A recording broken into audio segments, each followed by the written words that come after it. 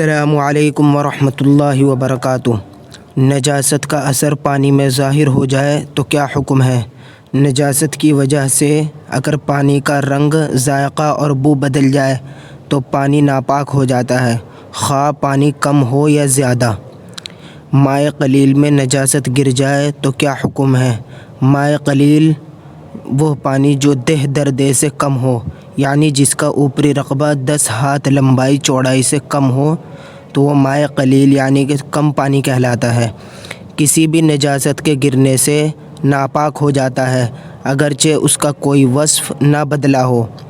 مثلاً بڑی بالٹی یا ٹب میں ایک قطرہ پیشاب گر جائے تو وہ ناپاک ہو جائے گا اگرچہ پیشاب کا اثر ظاہر نہ ہو۔ خون والا جانور پانی میں گر کر مر جائے تو کیا حکم ہے؟ اگر مائع قلیل یعنی مثلاً کنواں، ٹنکی یا مٹکا وغیرہ میں ایسا جانور گر کر مر جائے جس میں خون ہوتا ہے تو وہ پانی ناپاک ہو جائے گا، مثلاً کبوتر، چڑیا، چوہا وغیرہ۔ السلام علیکم ورحمۃ اللہ۔